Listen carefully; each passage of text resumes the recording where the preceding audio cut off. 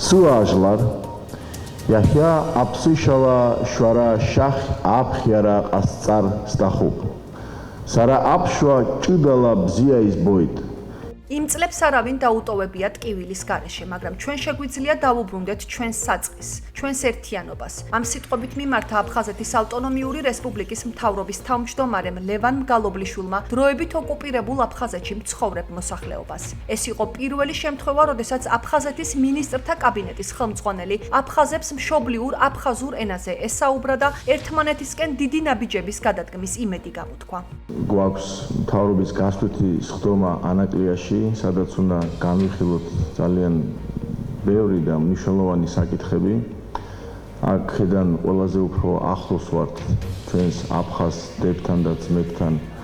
პირველი გასვლითი სხდომა აფხაზეთის ავტონომიური რესპუბლიკის მთავრობამ სიმბოლურად ანაკლიაში, აფხაზეთთან ყველაზე ახლო მანძილზე გამართა. სხდომას აფხაზეთის მთავრობის მინისტრთა კაბინეტის წევრები, მათი მოადგილეები, მრჩევლები, სიპებისა და აიპების ხელმძღვანელი პირები ესწრებოდნენ. უაღრესად მნიშვნელოვანია ჩვენი სამშვიდობო პოლიტიკა და სწორედ ჩვენი მთავრობა, ჩვენი ხელისუფლება ორიენტირებულია მშვიდობაზე, ჩვენს აფხაზ ძმებთან ერთად ერთიანი ძლიერი სახელმწიფო მშენებლობისთვის და ჩვენ ყველაფერს გავაკეთებთ იმისათვის, რათა მათთან ერთად დავაშენოთ ერთიანი ძლიერი საქართველო.